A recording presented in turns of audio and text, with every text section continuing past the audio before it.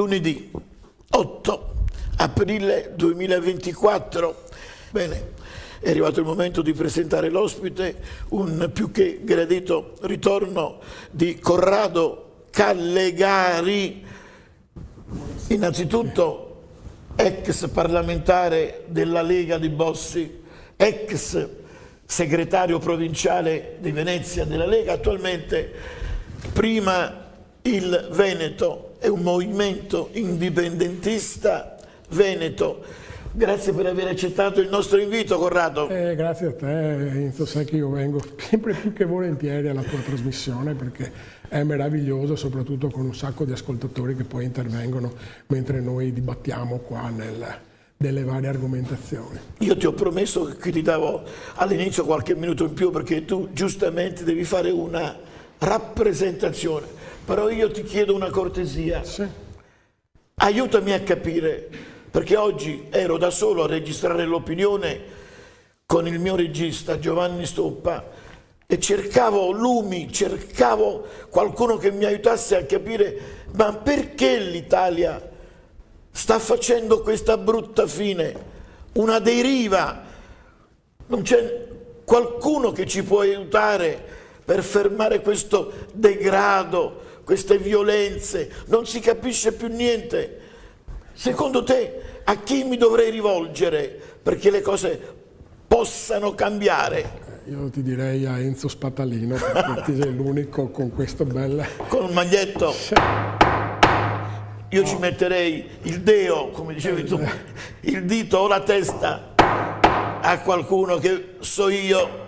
Dai. Purtroppo il nostro, io ritengo che sia un paese non riformabile, se lo è mai stato un paese, perché tu sai che io ritengo che l'Italia è un insieme di popoli diversi l'uno dall'altro, che forse ci lega magari una lingua comune che ci è stata imposta negli ultimi 150 anni, ma ogni popolo che costituisce questa locuzione geografica ha delle tradizioni, delle origini diverse. Noi siamo più nordici, più austro-ungarici, se ci vogliamo definire, rispetto ad altre aree del paese che sono magari più latine, più diciamo musulmane quasi, se vogliamo andare. Lasciamo stare musulmani, forse in Sicilia, ecco. Infatti per questo ti dicevo, cioè hanno un modo di porsi diciamo con il clientelismo, con la contrattazione, come si fa quando si va nei mercati loro dove non esistono delle regole. Poi ripeto, perché c'è un problema che risale a quando l'Unità d'Italia è stata fatta con purtroppo i piemontesi, non voglio diciamo offendere assolutamente i piemontesi, ma parliamo del Re d'Italia, che ha imposto una unità che ha danneggiato tutti, perché ha danneggiato i Borboni giù in Sicilia e in Campania, ha danneggiato il Veneto e anche altre. Se tu vai a vedere la storia del Veneto dal 1860 ad oggi, tu vedi quanto si è deteriorata la situazione. Tutto qua, insomma. Bene, cioè. Dai, come risposta può essere ritenuta valida. Ok? Adesso dimmi quello che mi devi dire. Sono ansioso di sentirti perché so che ti sei fatto proprio un programma. Sì. Dai, no, una decina di minuti, sì, perché poi non vorrei penalizzare eccessivamente i miei telespettatori. Ho voluto riepilogare la questione della famosa autonomia differenziata che sembra che veda la luce il 29 di aprile, perché questa è la gran cassa che vengono fatta dai media e anche da alcuni esponenti politici. Nella realtà quello che avverrà il 29 di aprile è una cosa che è già avvenuta nel 2005, quando in aula venne approvata la devolution. Te la ricordi la famosa devolution, che prevedeva una serie di funzioni, le stesse che ci sono anche adesso, pluriemirato, decentramento di alcune deleghe alle regioni e la riduzione dei parlamentari, che dopo per carità, è stata fatta successivamente, qualche anno fa, diciamo, extra questa riforma.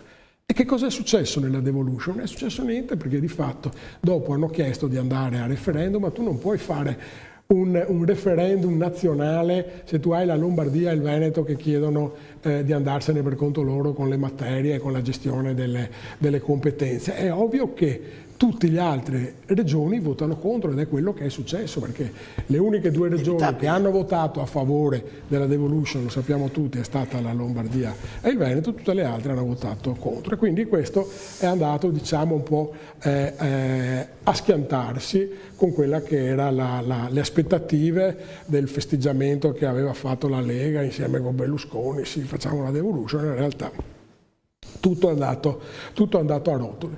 La seconda esperienza è stata quella dei famosi costi standard del federalismo fiscale, cioè un tentativo con il quale si è cercato di limitare la spesa per i servizi in alcune aree del Paese. Si è lavorato 3 anni sulla determinazione di questi costi standard, cioè una cosa banale che si raccontava, cioè che una siringa deve costare lo stesso importo a Napoli come che costa a Milano. È stato poi il cavallo di battaglia di Zaio, l'esempio della siringa.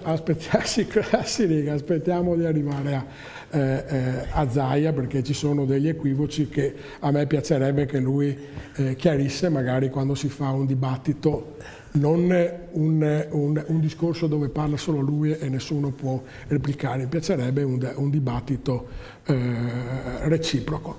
E nel 2011 viene fatta questa riforma, dopo aver fatto anche lì una legge delega, vengono calcolati tutti i costi standard principali delle varie materie, e poi succede improvvisamente che nel 2011 il signor Fini, quello di Monte Carlo, fa saltare il governo. Nel gennaio del 2012 dovevano essere applicati questi costi standard e la cosa è saltata. Si va al referendum. Dopo 6 anni andiamo a fare il referendum, quello famoso, mitico del 2017, dove 2 milioni... Quasi plebiscitario. Un referendum plebiscitario, soprattutto in Veneto, più che in Lombardia, ma comunque plebiscitario. A seguito di questo referendum, che si agganciava alla realtà che prevede la Costituzione, perché ricordo a tutti che la Costituzione prevede che una regione possa chiedere di avere delle materie, previsto proprio dalla Costituzione. Com'è che funziona? La regione manda la richiesta e lo Stato risponde se è d'accordo o no. Diciamo che il Veneto aveva anche il rafforzativo del referendum e il governo allora di sinistra è stato costretto a trattare. Voglio ricordare che l'Emilia-Romagna non ha fatto il referendum, però siccome la Costituzione dava le stesse possibilità che al Veneto, loro sono andati in trattativa diretta con lo Stato. Nel 2018 cosa avviene? Avviene quello che prevede la Costituzione, cioè una preintesa tra lo Stato e la Regione del Veneto. Mi concentro sulla Regione del Veneto e non sulla Lombardia. E che cosa prevedeva questa preintesa? Prevedeva che 4 materie, politiche del lavoro, istruzione, salute e tutela dell'ambiente, fossero decentrate, ovviamente con gradualità. Salute sarebbe regione, la sanità. Esattamente, nella regione del Veneto. Perché ho voluto ricostruire questo? Perché l'altro giorno sento Zaia che va giù a Roma a incontrarsi poi tra altre cose col figlio di De Luca, dove se ne sono detti tutti i colori, dove dice: ah sì, io appena viene approvato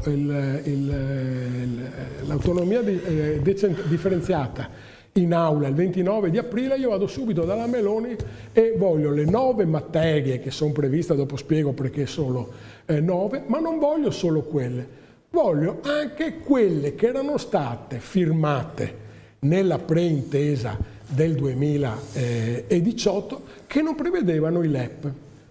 Passo indietro, La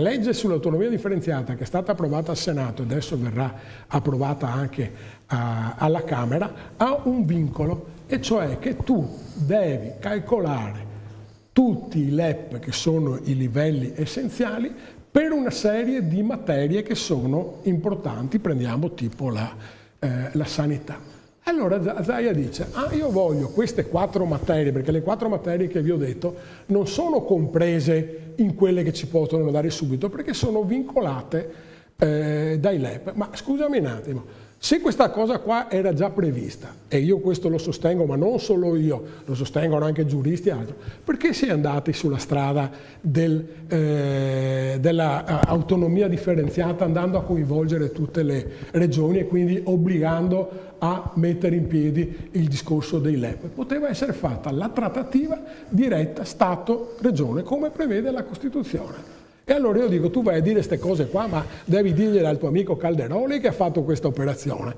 perché poi Calderoli non ha fatto un'operazione, diciamo, una cosa che ha inventato lui, perché questa cosa qua l'aveva fatta la Gelmini nel governo Draghi precedente a questo governo, dove aveva istituito questa legge quadro che non c'entra niente con quello che è previsto dalla Costituzione, dove tu vai a mettere dentro tutte le regioni, anche quelle che non vogliono, e praticamente le fai vincolare questa attivazione qua alla stesura dei LEP. Ricordo che per la stesura dei LEP sono previste all'interno della legge 24 mesi, quindi vuol dire 2 anni dall'approvazione del 29 aprile, fatalità arriveremo a fine legislatura, e dopo ci racconteranno, no, ma se ci rinnovate vi promettiamo che dopo al 2000 e rotti faremo di nuovo questo discorso. Ma io vorrei sapere perché si è andati su questa strada qua, che non era prevista dalla Costituzione.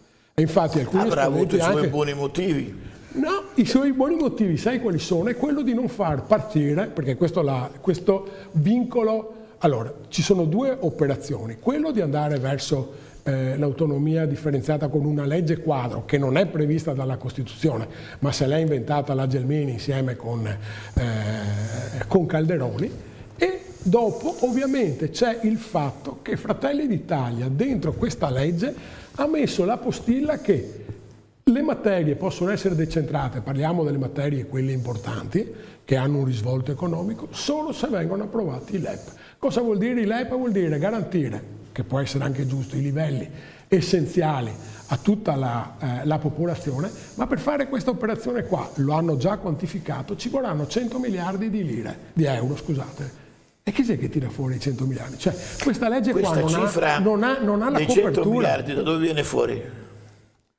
I tecnici l'hanno calcolata. I tecnici l'hanno calcolato, ed è una cosa che è venuta fuori non molto tempo fa, che ci vogliono circa, ma è naturale, perché il problema stesso era venuto fuori anche con il calcolo dei costi standard, perché ovviamente ci sono intere aree del paese e intere strutture che non hanno diciamo i legami del risparmio all'interno della spesa, perché molte regioni, questo è un termine che magari avete sentito nel passato, si muovono con i costi storici, cioè se alla Basilicata c'è sempre stata 2 miliardi di euro per la sanità, non è che lo Stato gli va a dire no, ti do 1,8 miliardi, no, ti do i 2 miliardi, questo è il concetto della spesa storica.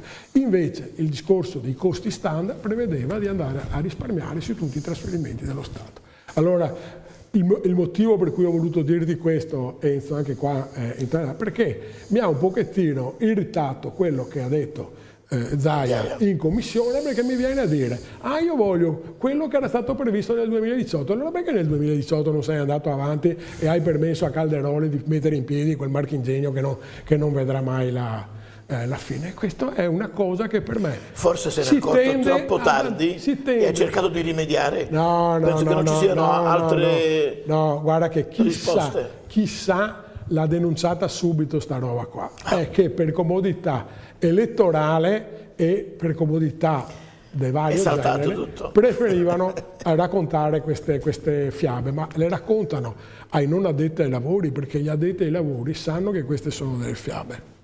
Anch'io sono contrario all'invio delle armi a Kiev. C'è Zelensky che si è lamentato. Hai sentito ieri cosa ha detto? Aiutateci, aiutateci, aiutateci. Perché quello ha avuto le promesse? No, perché qualcuno ha fatto delle promesse e gli ha dato anche una mano, perché ricordiamoci che il problema in Ucraina, aspetta però rispondiamo al coso dopo. Segnati, dopo. segnati. Sì, ma Segnati. So che hai la memoria di un elefante, però segnati qualcosa di Zelensky.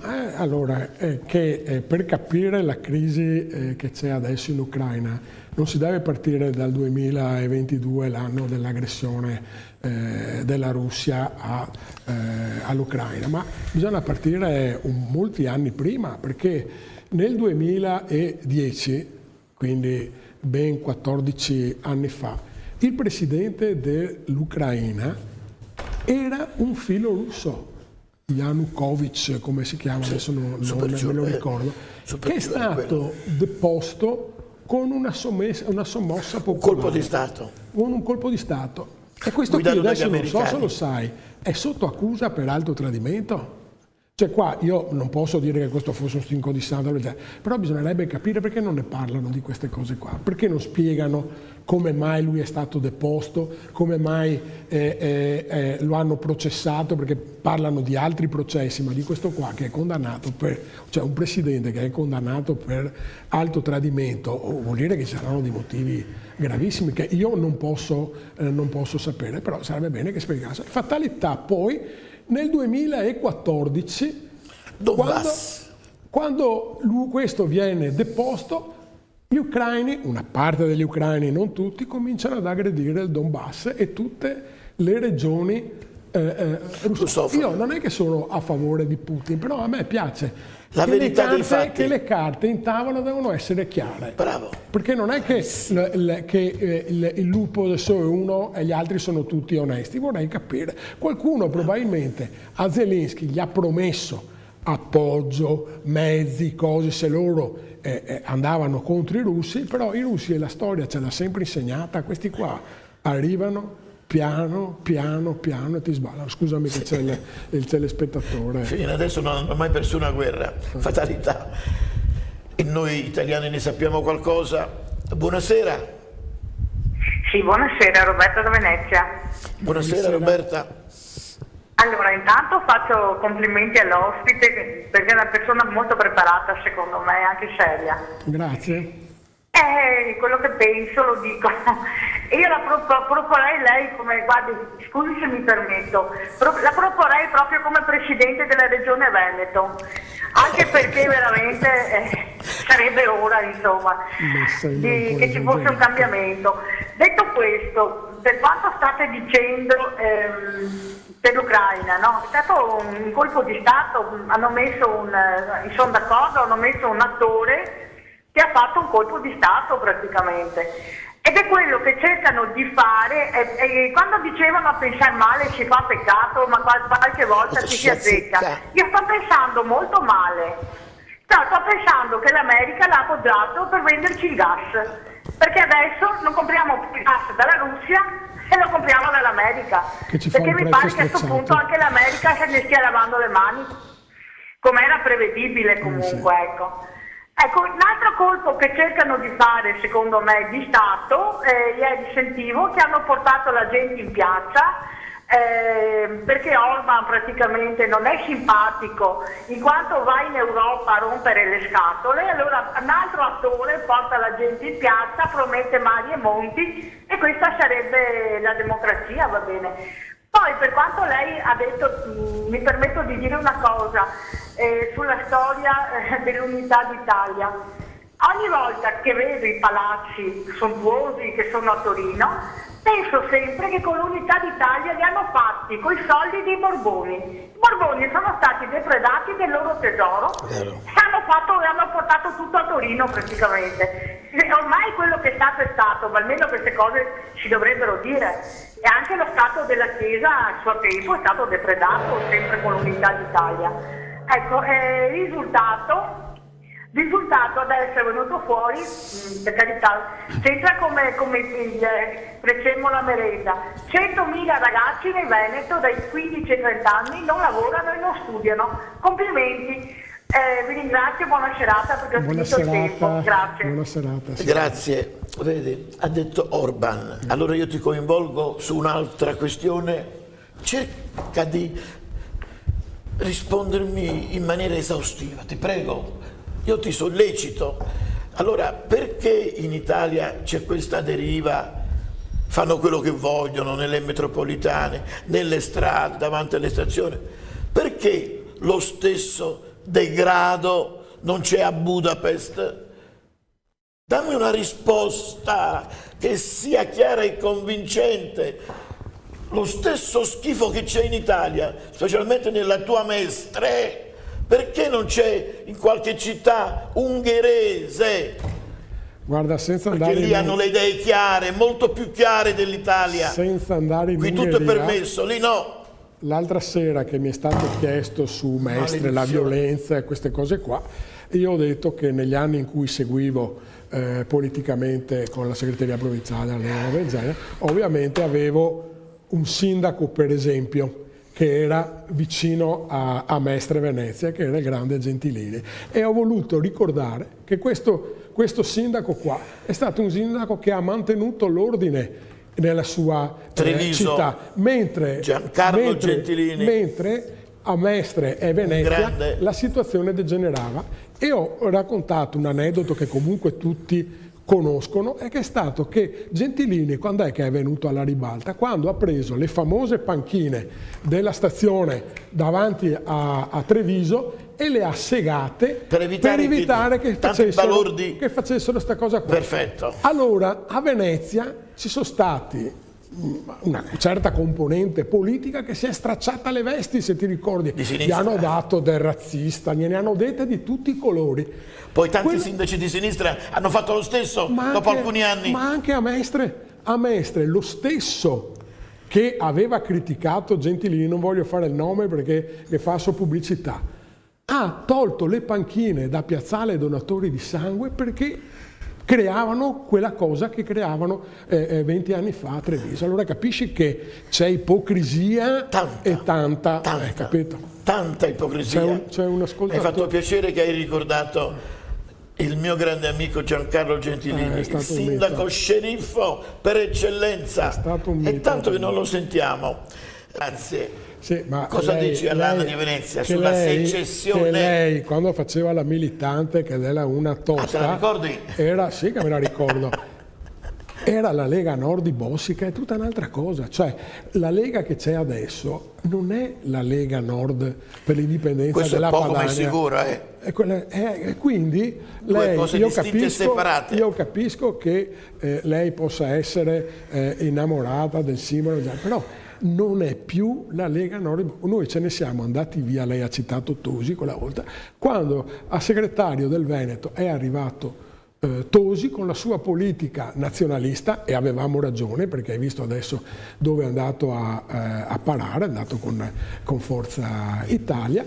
Bossi non era più segretario della Lega Nord perché era arrivato Maroni e dopo arriva Salvini, e noi ce ne siamo andati via perché non ci identificavamo più in quella linea politica, che era quella con cui ho conosciuto l'Anna e facevamo le battaglie a Marghera, a Mestre. Lei si ricorda quando facevamo i gazeboli, che eravamo circondati dalle camionette della polizia, perché lì c'erano i centri sociali che facevano girare, vabbè, insomma. E me la ricordo anch'io questa Anna, non l'ho mai conosciuta di persona, però mi attaccava spesso quando lavoravo a Serenissima Televisione. Lei è una signora... Storiche erano le sue telefonate contro di me, terrone, mi diceva su di tutto. È una signora di cuore, ma siccome lei sa quando io ho fatto il segretario Adesso com'ero, ancora. è per quello che non mi attacca. Lei vorrebbe che io andassi a prendere per mano di nuovo la Lega. No, perché l'hai sentito, ha detto cerca di compattare, unire tutto, ma non ci sono più le condizioni di una volta, purtroppo, perché mi dispiace, e non è che non mi dispiace. Vediamo. Prendiamo. E con l'occasione risalutiamo ancora anche il grande Giancarlo Gentilini. Insomma. Indimenticabile Gentilini. indimenticabile, il grande sceriffo. Grazie. Un saluto a voi e saluti anche a Corrado, salve. Grazie. Ciao Franco. Devi sapere che Giancarlo Gentilini veniva ancora quando io lavoravo a Serenissima Televisione, poi mi ha seguito sulla 9, mi ha seguito a Telecittà, ai suoi anni. Magari 94 mi pare. magari fosse un po' più giovane, con la grinta, con la sua coerenza. A Venezia devi dare una risposta. Sì, che lui chiedeva sul discorso delle elezioni europee. Allora, creare un fronte alle elezioni europee non è semplice perché c'è il problema. Regia, quando tu ritieni opportuno intervenire, mi hai capito, intervieni. C'è il problema della raccolta delle firme che tu puoi evitare solo se hai già dei rappresentanti che sono presenti, cosa che non hanno i movimenti indipendentisti qua nel territorio. Si è cercato di prendere contatti con gli indipendentisti baschi, catalani, quelli che sono dentro il raggruppamento dell'EFA, però per ora non ha dato frutti questa operazione qua. Mi dispiace, ma comunque in ogni caso, anche se tu riuscissi a fare un parlamentare o due, non è che riesci a cambiare gli equilibri in Europa. È meglio che ci concentriamo di più sulle elezioni della regione del Veneto, sulle elezioni il prossimo anno del Comune di Venezia, dove ci sono delle possibilità maggiori per fare dei risultati significativi che possano pesare. Il telespettatore o quello che ti ha mandato il messaggio si ricorda, abbiamo fatto una meravigliosa manifestazione quella volta qui Serenissimi, andando a circondare il carcere di Modena dove erano detenuti. È stata una roba 20.000. Dunque nel 99 mi pare, 99, siamo andati in 20.000, abbiamo circondato tutto il carcere quella volta. Tanto che qualcuno di loro, che ho rivisto a distanza, piacevolmente a distanza di tanto tempo, mi ha detto: eravamo convinti che ci tiravate fuori, perché è stato veramente un momento di tensione. Io l'ho vissuta in pieno quella volta lì. Allora dobbiamo avere una sorpresa, è stato chiamato in causa, dovremmo avere Giancarlo Gentilini. Giancarlo, ci sei? Pronto Sbattalino. Grande Giancarlo. Ciao Giancarlo. Che regalo. Buonasera. Prego. Si sente poco però, mi sembra. No, noi ti sentiamo, fino a questo momento ti sentiamo forte e chiaro. Sei stato chiamato in causa. Adesso è migliorato. Carissimi cittadini, dopo tanto ci risentiamo, sempre sulla breccia, non mollo mai il mio popolo, io sono sempre al servizio del mio popolo. Questa è la funzione del sindaco Gentilini. Carissimi, è un incontro bellissimo con tutti voi, perché in questo momento c'è una grande necessità di riportare alla luce i valori del nostro passato, cari. Adesso si è tutto politicizzato e quindi siamo in caduta libera senza paracadute. Purtroppo questa qua. Sbattalino, come va? Intanto. Dai, abbastanza bene. Io ho stasera un bossiano della prima ora, Corrado Callegari, Di Venezia. Ti di ricordi? Venezia, che ha parlato bene di te, credimi. Sai quanta gente mi ferma e mi dice: signor sindaco, torni lei sindaco, Sì. perché lei portava gli ideali del nostro popolo, quello che la gente vuole, ordine, disciplina, rispetto delle leggi, al capito amore, collaborazione. Al giorno d'oggi questo sta tramontando tutto. Ecco, purtroppo questo. Ma insomma dai, siamo qua per essere punti di riferimento per tanta gente. Giancarlo, ci puoi dire qualcosa in merito a questa guerra fra la Russia e l'Ucraina del comico Zelensky? Un tuo contributo. Guarda, sai, la grande Russia è sempre stata, e quindi tanti anni fa copriva anche un pezzo d'Europa, e adesso la dittatura cerca di recuperare quelle zone di territorio che si sono dichiarate stati. È la guerra che non finirà mai, ricordati, perché io ho conosciuto la Russia ai tempi di Stalin, di Lenin, di tutto, ma vedo che non si cambia. La democrazia, credo, non sia esportabile in Russia, e questa è una cosa, verità negativa, perché ci vorrebbe che qualcuno si mettesse a un tavolo e ognuno abbassasse le ali. Invece tutti vogliono volare al di sopra degli altri, e questo non è possibile. Quindi io sono convinto che a un dato momento anche l'Europa o gli Stati Uniti si riempiono le scatole di questa diatriba politica e guerresca. Giancarlo, quindi a un dato momento molleranno gli orpelli. Giancarlo, scusami Giancarlo, si dice che se dovesse ritornare in campo Donald Trump, la guerra finirebbe nel giro di poche settimane. Tu cosa ne pensi? Trump sarebbe in grado di fare da mediatore? Chi? No, non ho capito. Trump, se dovesse ritornare a fare il presidente degli Stati Uniti, potrebbe porre fine a questa guerra? Io credo che Trump potrebbe avere molte frecce nell'arco suo. Biden è già sorpassato, e quindi ci vogliono forze nuove, mentalità nuove e programmi nuovi.